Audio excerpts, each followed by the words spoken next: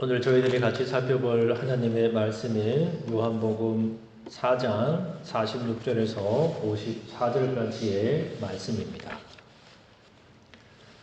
우리가 살아가다 보면 우리의 삶을 또 우리의 인생을 완전히 180도로 바꾸는 어떤 만남들이 있습니다. 그것이 누군가를 만나서 그런 일들이 일어날 수도 있고요. 아니면은 책이나 아니면 또 내 주위에 있는 사람들의 어떤 말을 듣고서 내 인생이 바뀌는 그런 경우들도 참 많이 있습니다. 부끄러운 얘기지만 저는 이제 제 집사람을 만나고 나서 저의 인생이 바뀌었다라고 말씀드릴 수가 있습니다. 저희 어머니가 이제 저희 집사람을 보게 되면 맨날 하는 이야기가 있습니다. 내 아들하고 결혼되셔서 고맙다. 부끄러운 얘기지만 저희 어머니가 그 얘기를 참 많이 하십니다. 이렇듯 우리가 살아가다 보면 우리의 만남 가운데에 우리의 인생을 바꾸는 여러 가지 많은 만남들이 있습니다. 오늘 우리가 읽은 이 요한복음에도 짧기는 하지만 어떤 만남을 통해서 그의 인생이 완전히 바뀐 한 사람의 이야기가 나옵니다. 그는 바로 왕의 신하였던 그 사람이지요. 오늘 성경 말씀에 보게 되면 이 왕의 신하라고 이렇게 기록이 되어 있는데 헬라어 원문을 보게 되면 이 왕의 신하라고 쓰인 그 단어에 조금 더 무게가 있는 단어를 씁니다. 어떤 의미냐면 그는 어떤 고위직에 있는 사람에게 쓰는 그 단어를 쓰고 있죠. 우리도 흔히 이렇게 공무원이라고 그렇게 이야기를 하게 되면 그 공무원을 지칭하는 말에 따라서 그 무게가 달라지는 것들을 보게 됩니다. 장관 혹은 차관 이런 얘기를 들으면 아주 높은 고위에 있는 사람들의 그 모습이 떠올려지지요. 그런데 이거는 이제 공무원을 비하하는 건 아니지만 옛날에 저희들이 흔히 많이 썼던 이야기가 동사무소 구급공무원 이런 이야기들을 쓴 적이 있습니다. 그래서 그 쓴 단어를 보게 되면 그 사람의 어떤 지위나 무게가 느껴지는 걸 알 수가 있습니다. 성경에는 한국말 번역으로는 왕의 신하라고 이렇게 번역이 되어 있지만 헬라어 번역을 보게 되면 왕의 최측근 혹은 왕의 친척과 같은 사람들, 고위직에 있는 그 사람들을 일컫는 그 단어를 쓰게 됩니다. 그러니까 이 왕의 신하는 일반적인 공무원이 아니라 아주 높은 지위에 있었던 그 공무원이지요.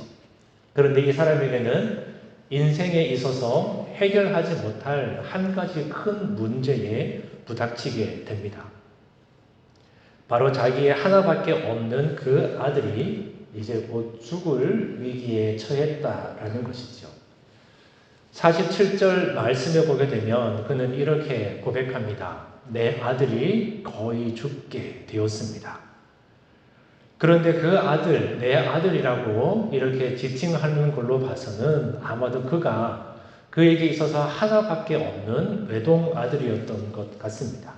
그러니까 이 아버지의 입장에서 볼 때 하나밖에 없는 귀한 그 아들이 이제 곧 죽을 위기에 처해 있습니다. 아마도 왕의 신하였기 때문에 그가 가지고 있는 그 지위가 있기 때문에 아들에게 좋다고 하는 이것을 먹으면 아들의 병이 나을 것입니다 라고 이야기하는 수많은 소문의 명약들을 찾아 다녔을 것입니다. 그리고 그것들을 구해서 아들에게 먹였을 것이지요. 그의 병이 낫지 않자 그 동네뿐만이 아니라 인근에 있는 유명한 의사란 의사들은 다 만나가서 찾아갔겠지요. 그리고 그렇게 이야기를 했을 겁니다. 내 아들이 지금 위중한 병에 걸렸으니 내 아들을 살려주십시오. 내 아들만 살려주면 내가 가지고 있는 뭐든지 다 당신에게 주겠습니다. 용하다라는 의원들은 다 모셔와서 그 아들을 치료를 했겠지요. 그런데 그 아들은 낫지 않고 점점 그의 병세가 악화되어 갑니다.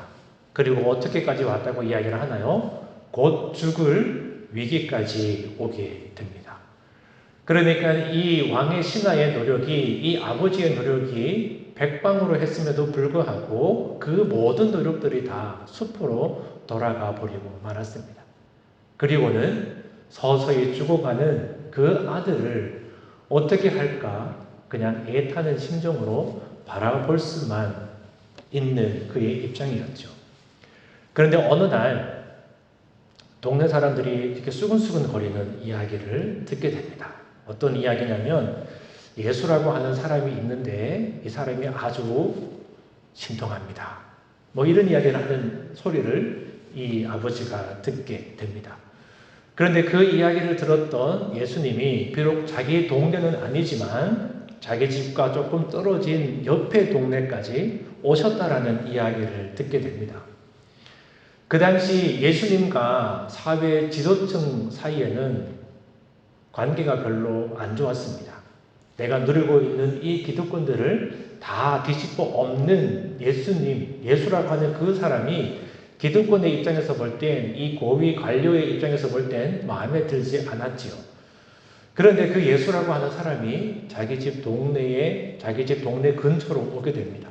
그러니까 이 아버지는 예수님과의 그 관계가 어떻든 사이가 좋든 날붙든 껄끄럽든 그거랑 상관없이 예수님을 찾아가게 됩니다. 비록 가깝지 않은 길이었지만 그 길을 찾아가게 되지요. 그리고 예수님을 만나게 됩니다. 이 아버지의 집이 어디였냐면 성경에는 가버나움이라고 이렇게 기록을 합니다. 그런데 예수님께서 지금 방문하신 동네는 가나라고 하는 동네이지요. 여러분들 가나 많이 들어보셨죠? 가나가 어디입니까? 가나 하면 초콜릿을 떠올리시는 분이 계실지는 모르는데 가나 초콜릿이 아니고 예수님께서 요한복음 2장에 첫 기적, 첫 표적을 일으켜줬던 가나의 혼인잔치가 있었던 그 집이 바로 가나입니다. 그러니까 예수님께서 다시 자기의 고향 근처로 돌아오고 계시는 거죠. 이 가나에서부터 이 왕의 신하가 살았던 가버나움까지는 약 한 30에서 35km 정도 떨어져 있는 곳입니다. 지금이야 뭐 35km 정도 떨어져 있다고 하면 차로 가게 되면 뭐 한 30분이나 40분이면 충분히 갈 수 있는 거리입니다. 그런데 그 당시에 차가 없었죠. 걸어가야 됐습니다. 걸어가게 되면 보통 7시간에서 8시간 걸리는 게 이 35km 정도 되는 거리입니다. 제가 군대에 있을 때, 군대 얘기 듣기 별로 안 좋아하시죠? 군대에 있을 때 행군을 참 많이 했습니다. 행군을 참 많이 했는데 보통 저희들이 50분 걷고 10분 휴식을 합니다. 그래서 군인들이 열심히 걸으면 1시간에 약 한 5km 정도를 가게 됩니다. 그러니까 35km 정도 되면 건장한 젊은이들이 걸어가게 되면 5, 7에 35, 7시간 정도 걸리는 거죠. 그러니까 약 한 7시간, 8시간 걸어서 갈 수 있는 그 옆에 동네에 예수님이 오셨는데 이 아버지는 얼마나 마음이 급했든지 그 예수님을 만나러 가게 됩니다. 그런데 재밌는 건 이때 이 사람에게는 믿음이 없었습니다. 예수 그리스도를 나의 구세주로, 나의 구원자로 그 믿음을 가지고 예수님을 만난 게 아닙니다. 단지 예수님에 대한 소문을 들어보니 그런 이야기들이 들려오지요. 이 예수라고 하는 사람이 유대 땅 여러 곳을 두루두루 다닙니다. 그리고 다니면서 놀라운 일들을 행합니다. 병든 자들을 고치고요. 안증뱅이들을 일으켜 세우고 보지 못하던 사람을 보게 만듭니다. 이 놀라운 기적과 같은 일들을 들어보게 되지요. 그러니까 이 아버지 마음 가운데에 그런 희망이 하나가 생겼습니다. 세상에 좋다고 하는 그 약들도 다 써봤고 훌륭하다고 하는 의원들도 다 만나봤지만 고치지 못했던 내 아들의 병이 혹시 예수라고 하는 그 사람을 만나기만 하면 낫게 되지 않을까, 그 바람 하나 가지고 예수님을 찾으러 온 거죠. 그러니까 이 아버지에게는 예수님을 처음 만났을 때에 믿음이 있지 않았습니다. 단지 그의 아들의 병을 고치기 위한 일념으로 예수님을 만나야겠다. 그 마음을 가지고 예수님을 만난 거죠. 그래서 그는 47절에 이렇게 이야기를 합니다. 그가 예수께서 유대로부터 갈릴리로 오셨다는 것을 듣고 가서 청하되 내려오셔서 내 아들의 병을 고쳐주소서 하니 그가 거의 죽게 되었습니다. 그가 이렇게 예수님을 초청을 합니다. 우리 집에 와 주시옵소서. 내 아들이 거의 죽게 되었습니다. 이 아버지의 말 가운데는 그런 말이 없습니다. 내가 예수님을 그리스도로 믿습니다. 이런 고백이 나오지 않습니다.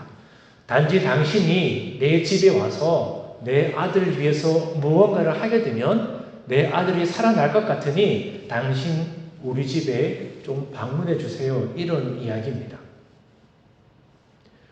그러다 예수님께서 뭐라고 이야기를 하십니까? 48절에 보게 되면 예수께서 이르시되 너희는 표적과 기사를 보지 못하면 도무지 믿지 아니하리라. 이렇게 말씀하십니다. 그 신화를 보고 그렇게 말씀을 하시죠. 너희는 기적과 표적이 아니면 도저히 믿지 못한다. 여기에서 너는 이라고 이야기를 하지 않고 너희는 이라고 이렇게 이야기를 하십니다. 이 말씀이 단지 이 아버지에게 향했던 말이었다면 너는 왜 기적과 표사를 보고도 믿지 못하느냐 이렇게 말씀하셨겠지만 너희는 표적과 기사를 보고도 믿지 못한다 이렇게 말씀하시죠. 그러니까 여기에는 이 아버지뿐만이 아니라 예수님과 함께 했던 많은 사람들도 이 너희는에 포함되는 것입니다. 특별히 누구를 이야기를 하냐면 가나 땅에 살고 있던 그 사람들을 이야기를 하죠. 요한복음 2장에 보게 되면 예수님께서 가나의 혼인잔치 때 물을 포도주로 바꾸는 그 사건이 일어나게 됩니다. 그리고 그 사건을 요한복음에서는 특별히 기적이라고 이야기를 하지 않고 표적이라고 하는 그 단어를 씁니다. 여러분들 표적이 무엇인지 아시나요? 표적은 바로 사인이라는 뜻입니다. 우리가 운전을 하다 보게 되면 우리 고속도로에서 운전을 하다 보게 되면 고속도로 가운데 여러 가지 사인들이 있잖아요. 이 길로 가면 어느 길로 가고 몇 번 길에서 빠지게 되면 무슨 길로 갑니다. 그 많은 표적들과 사인들이 고속도로에 있습니다. 그것들을 잘 보고 찾아가면 자기가 가는 목적지에 잘 찾아갈 수가 있죠. 예수 그리스도의 그 기적들이 바로 요한복음에서는 표적, 사인이라고 이야기를 합니다. 무엇을 나타내는 사인이냐? 예수 그리스도가 하나님의 아들이다. 예수님만 잘 보고 예수님만 잘 믿고 따라가면 하나님 나라에 아무 사고 없이 잘 도착합니다라는 그 사인이 바로 예수님께서 요한복음에 보여주신 그 기적들인 거죠. 요한복음에는 총 7가지의 표적이 나옵니다. 그리고 오늘 이 말씀이 두 번째 표적으로 기록이 됩니다. 이 왕의 아들, 왕의 신하, 그리고 가나안 사람들에게 그렇게 이야기를 하시는 거죠. 너희는 표적과 기적 외에는 왜 나를 믿지 않느냐? 물론 가나의 혼인잔치에서 예수님께서 그 기적을 일으켰을 때 그 가나의 잔치에 참여한 많은 사람들, 그 동네 사람들은 이렇게 생각했을 겁니다. 야, 예수님이 진짜 참 우리의 구세주구나. 그분을 한번 믿어볼까? 그분을 한번 따라가 볼까? 그렇게 생각했을 수도 있습니다. 그러나 시간이 지나면서 이 예수님을 잊어버리고 다시 과거의 죄된 삶으로 돌아가 버리고 말았습니다. 그래서 그런 그들을 보면서 예수님이 그렇게 이야기를 하시는 거죠. 표적과 기사를 보지 못하면 도무지 믿지 못한다. 우리도 그렇지 않습니까? 내 삶에 어떤 기적과 같은 일들이 일어나면 마치 내 믿음이 굉장히 좋은 것처럼 느껴지기도 합니다. 어느 날 내가 하나님 앞에 기도를 했는데 그 기도의 응답이 바로바로 일어나게 된다면 그래, 이게 기도고 이게 바로 내 믿음의 현 주소이지. 나는 기도하면 하나님께서 바로바로 내 기도에 응답해 주셔 그런 마음과 그런 생각이 들 때도 있습니다.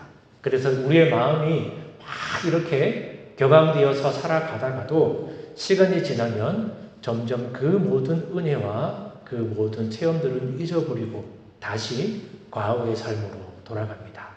내가 그렇지 뭐, 내 삶이 그렇지 뭐, 아이고 뭐 별거 있어, 이렇게 돌아가 버리고 마는 거죠. 그래서 예수님께서 갈릴리 가나에 오실 때에 우리가 읽어보지는 않았지만 43절에 보게 되면 이렇게 말씀하십니다. 선지자는 자기 고향에서 환영받지 못한다. 그러니까 예수님께서 가나에서 여전히 큰 표적과 기사를 보여줬지만 여전히 가나 사람들은 믿음 가운데에 살아가지 못한다. 그리고 나를 선지자로서 또 구원자로서 환영해 주지도 않을 것이다. 이렇게 이야기하시면서 그 가나 땅으로 가시는 거죠. 그런데 재미있는 건 이 가나 땅에 살았던 사람들이 여기저기 돌아다니면서 예수님이 행하신 표적과 기사들을 많이 봤습니다. 특별히 예수님은 명절에 예루살렘에 올라가셔서 그곳에서 많은 기적을 행하셨죠.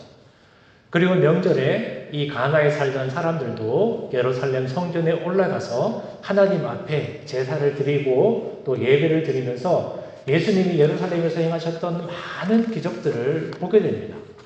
그리고 어떻게 하냐면 자기 고향으로 돌아와서 그렇게 또 막 이야기를 하는 거죠. 야, 옛날에 저 혼인집에서 기적을 일으켰던 그 예수라고 하는 사람이 예루살렘 성전 그리고 예루살렘 성 곳곳을 돌아다니면서 많은 기적들을 일으킨다. 야, 신기하다. 막 이런 이야기들을 하기 시작하는 겁니다. 그래서 그 이야기를 누가 들었다고요? 이 왕의 신하, 이 아버지까지 그 이야기를 듣게 되는 거죠. 그래서 예수님께서 그렇게 이야기를 하십니다. 너희는 왜 도무지 믿지 않느냐? 왜 그렇게 믿음이 없느냐? 이렇게 책망을 하십니다.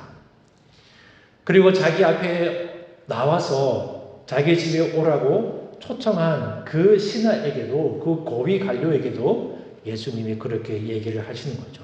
왜 믿지 못하느냐? 책망을 하십니다. 그러니까 그의 아버지가 뭐라고 이야기를 하나요? 예수님의 이런 이야기를 들으면 예수님의 책망을 들으면 위축될 만도 하잖아요. 그런데 그는 이렇게 이야기를 합니다. 49절 말씀인데요. 신하가 이르되 주여 내 아이가 죽기 전에 내려오소서. 내 아이가 죽기 전에 내려오소서.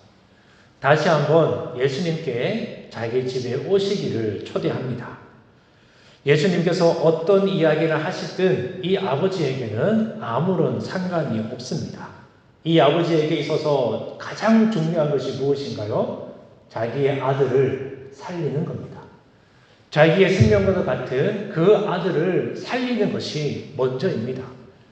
예수님의 자신을 향해서 욕을 하든 때리든 발로 집 밟든 발로 차든 그거는 아무런 상관이 없습니다. 내가 맞아도 내가 죽을 위기에 처해도 내 아들이 살아난다면 내 목숨과 같은 내 자녀가 살아난다면 나에게 어떤 일을 하시든 나는 그것을 다 받아들일 준비가 되어 있습니다. 그러니 다시 한번 간청하오니 내 아들을 살려주시옵소서. 우리 집에 제발 좀 와주시옵소서. 이렇게 간청하고 있습니다. 여러분들 가운데에 혹시 문제가 있는 분들 계십니까? 이제는 나이가 있으셔서 몸이 안 아픈 것이 없으신 분들이 많이 있으리라 생각됩니다. 몸이 여기저기 아프지요. 내 몸만 아프면 다행인데 우리 가족들 가운데에 아픈 사람이 있을 수도 있습니다. 아니면 또 해결되지 못한 어떤 내 가정 가운데에 문제가 있을 수도 있습니다. 해결이 되면 좋겠는데 도저히 해결이 될 것 같지 않은 그런 문제들도 내 안에 있습니다.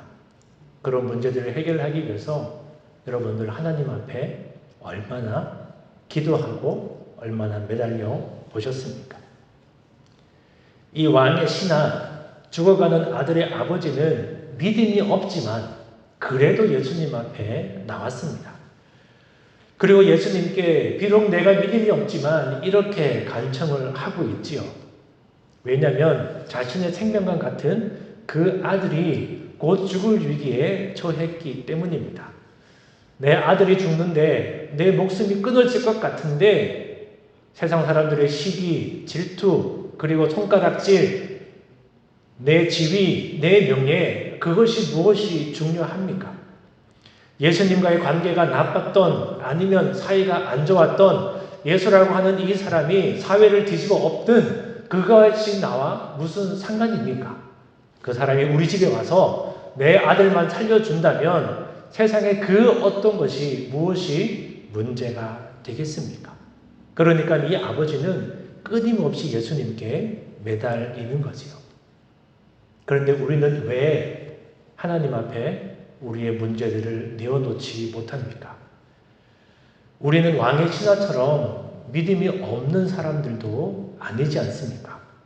우리는 믿음이 있는 사람들입니다. 예수 그리스도를 나의 구세주로 믿고 또 신앙생활을 하는 사람들이지요. 그런데 왜 우리는 내 삶 가운데에 어려운 문제가 닥치게 되면, 그 큰 문제에 부딪히게 되면 믿음이 없는 이 아버지보다 더 못난 모습들을 보이고 있지는 않습니까? 여러분, 뭐가 걱정이십니까? 어떤 분들은 그렇게 이야기를 하십니다. 아이고 목사님, 제가 지금까지 지은 죄가 많아서 내가 이것까지 하나님 앞에 아뢰기가 참 미안합니다. 내가 이걸 아랜다고 하나님께서 들어주시겠습니까? 내가 이런 사소한 것까지 내가 하나님 앞에 기도해야 될까요? 하나님이 이 사소한 것까지 다 기도를 들어주실까요? 이렇게 이야기하고 또 이렇게 생각할 때가 너무나 많이 있죠.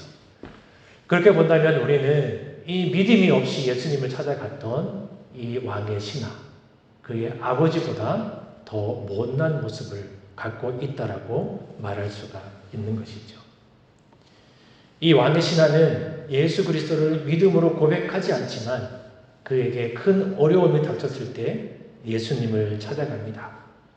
예수님을 책망하시던 말던, 내 말을 들어주던 안 들어주던 예수님 앞에 간청하지요. 내려오셔서 내 아들을 좀 살려주시옵소서. 믿음이 있는 우리는 이보다 더 나은 모습을 보여야 되지 않겠습니까? 우리 삶 가운데 생기는 문제들, 우리 자녀들이 갖고 있는 어떤 문제들, 우리 가정에 있는 문제, 경제적으로 어려운 문제, 관계속에서 힘든 문제가 있다면 아이고 내가 그것까지 어떻게 다 하나님께 아뢰겠습니까? 이렇게 생각하지 않고 이런 것이라도 내가 하나님께 기도하고 하나님께 아뢰야지. 이런 것이라도 내가 들고 하나님을 찾아가야지. 이렇게 생각하면서 기도할 수 있는 저와 여러분들이 되시기를 바랍니다. 이렇게 믿음 없이 예수 그리스도를 찾아왔는데 이 예수님의 책망에도 불구하고 예수님 앞에 끊임없이 매달렸던 그에게 예수님은 뭐라고 이야기를 하시나요? 돌아가라. 너는 나를 믿지 않았으니 내게 베풀 구원이 없다. 은혜가 없다. 이렇게 하시지 않으셨습니다. 물론 그를 믿음이 없음을 책망하셨지만 그를 가엾게 여기셔서, 그를 긍휼하게 여기셔서 이렇게 말씀하시지요. 50절 말씀입니다. 같이 읽으시겠습니다. 예수께서 이르시되 가라 내 아들이 살아있다 하시니 그 사람이 예수께서 하신 말씀을 믿고 가더니 아멘. 예수님께서 뭐라고 이야기를 하시나요? 가라. 너는 믿음이 없으니 나와 상관없다. 그것이 아니고 가라. 내 아들이 살아있다. 이렇게 말씀하십니다. 예수님은 가버나움으로 내려가지도 않으셨습니다. 그 아들을 만나서 그를 위해서 뭔가를 하지도 않으셨습니다. 누군가에게는 머리에 손을 올려서 기도를 해줬고 누군가에게는 진흙에 침을 발라서 눈에 발라 낫게 하셨고 누군가에게는 또 어떤 행위들을 하시면서 그 사람들을 낫게 하셨지만 이 신하의 아들에게는 아무것도 하지 않으셨습니다. 단지 말씀만 하셨지요. 그런데 재미있는 것이 무엇인지 아십니까? 그 예수님의 이야기를 듣고 이 아버지가 어떻게 했다고 성경을 기록하나요? 믿고 가더니. 예수 그리스도는 믿음이 없다고 뭐라 하지 않으십니다. 지푸라기라도 잡고 싶어 하는 그 아버지의 그 마음을 보시는 것이죠. 우리의 문제는 그 지푸라기라도 잡으려고 하지 않는 데에 있다는 것입니다. 우리는 그것마저 하지 않습니다. 그런데 이 아버지는 예수님의 그 말씀을 믿고 붙잡고 집으로 내려갑니다. 그리고 이 아버지가 집으로 내려가는 길에 집에서 올라오는 그 종과 마주하게 되지요. 아버지가 그 하인에게 묻습니다. 내 아들이 지금 어떻게 돼 있냐? 내 아들이 나았냐? 이렇게 묻죠. 시종이 뭐라고 대답을 합니다. 주인님, 열이 떨어졌습니다. 다 나았어요. 그때가 언제냐? 바로 어제 저녁 7시입니다. 바로 어제 7시에 그 열이 떨어지기 시작했습니다. 이렇게 이야기를 합니다. 어제 7시입니다. 뭔가 좀 이상하지 않으세요? 예수님으로부터 내 아들이 살아있다라는 이야기를 들은 게 7시입니다. 지금 시각으로 하면 오후 1시나 2시 정도 되는 시각이죠. 오후 1시나 2시 정도에 예수님을 만나고 예수님으로부터 내 아들이 살아있다라는 말씀을 들었다면 집에 가서 아들이 살아있는지, 아들이 열이 떨어졌는지 확인하는 게 먼저잖아요. 그런데 내려가는 길에 종을 만났는데 종이 어제 7시쯤에 떨어졌습니다. 이렇게 이야기를 하는 겁니다. 이 말씀만 보게 되면 아버지가 하루 동안 예수님을 만나고 나서 가나 그 동네의 어딘가를 배회하며 다닌 것 같습니다. 내 아들이 진짜 살아났나? 다니면서 여기 뭐 좀 살 거 없나? 쇼핑도 좀 하고 그리고 그 다음날에 내려간 것 같지만 이 이야기는 유대인들의 하루를 보는 시각과 우리가 하루를 보는 시각의 차이에서 발생이 됩니다. 우리의 하루의 시각은 어떤가요? 밤 12시부터 그 다음날 밤 12시까지가 하루입니다. 그런데 유대인들의 하루는 해가 떨어지기 시작하면 그 다음날로 바뀌는 거죠. 요즘에는 5시 정도에 해가 떨어지는데 5시 정도에 해가 딱 떨어지면 날짜가 바뀝니다. 그것이 유대인들이 가지고 있는 하루의 개념인 거죠. 그러니까 오후 1시쯤에 예수님으로부터 내 아들이 나았다라는 그 이야기를 들은, 기쁜 소식을 들은 이 아버지는 곧장 집을 향하여 내려가게 됩니다. 7시간, 8시간 걸리는 그 길을 부지런히 내려가게 되는 거죠. 그리고 내려가는 길에 해가 떨어지게 됩니다. 그리고 이 아버지에게 기쁜 소식을 전해주기 위해서 집에서 출발한 그 종과 중간 지점 어딘가에서 만나게 됩니다. 그리고 그 종으로부터 기쁜 소식을 듣게 되지요. 그 시간 예수님을 만나서 내 아들이 살아있다라는 말씀을 듣는 그 시간부터 주인님의 아들의 열이 떨어지기 시작했습니다. 그가 살아있습니다. 이렇게 이야기를 하고 있습니다. 집에 도착하기도 전에 길에서 예수님의 말씀이 이루어지는 그 경험을 아버지가 하게 됩니다. 이 얼마나 놀라운 일입니까? 전혀 상상치도 못했던 그 영광이, 그 말씀의 응답이, 내 기도의 응답이 길을 위해서 이루어지는 것들을 보게 되죠. 우리는 이미 길을 위를 가고 있는 사람들입니다. 일찍이 예수 그리스도를 만나고 믿음으로 우리의 신앙을 고백하면서 믿음의 길 가운데 우리가 열심히 천국을 향해서 가고 있는 사람들이죠. 우리의 이 길을 위해 예수님의 은혜가 있습니다. 길을 가다가 예수님을 만났던 그 사도 바울처럼 길을 가다가 내시를 만나서 예수 그리스도가 누구인지 알았던 에디오피아의 그 내시처럼 우리가 가고 있는 이 신앙의 여정의 길을 위해 하나님의 은혜는 여전히 우리들 가운데에 부어지고 있는 것이지요.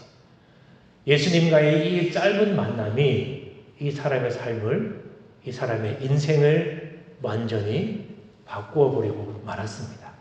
그뿐인가요? 53절의 말씀을 보게 되면 그의 아버지가 예수께서 내 아들이 살아있다 말씀하신 그때인 줄 알고 자기와 그 온 집안이 다 믿으니라. 아멘. 그 이전에 그들에게는 믿음이 없었습니다.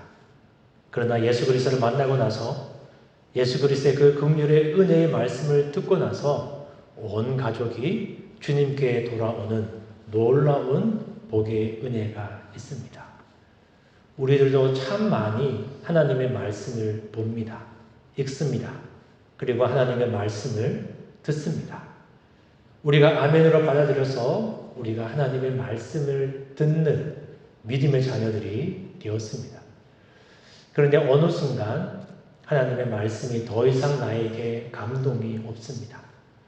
하나님의 말씀이 더 이상 나에게 생명으로 다가오지 않습니다. 딱딱하게 굳어있는 나의 심령들을 발견하게 됩니다. 여전히 나는 하나님을 믿고 예수 그리스도를 믿고 있다 이렇게 고백하지만 자그마한 내 삶 가운데의 문제들, 내가 어떻게 해결해 보지도 못할 것 같은 아니면 그런 큰 문제들, 그런 것들을 우리는 하나님 앞에 가지고 나가지도 못하는 모습입니다. 이제 우리가 열심히 하나님의 말씀을 듣고 또 하나님의 말씀을 듣는 가운데에 하나님의 음성, 우리를 살리는 그 음성을 들었으면 좋겠습니다. 오늘 왕의 신하에게 주셨던 가라, 내 아들이 살아있다. 이와 같은 하나님의 확실한 음성을 들으실 수 있기를 바랍니다. 그리고 그 음성을 붙잡고 좌로나 우로나 치우치지 않고 똑바로 집을 향해 걸어가던 그 아버지처럼 우리는 하나님을 향해서 똑바로 걸어갈 수 있는 저와 여러분들이 되시기를 주의 이름으로 축원합니다.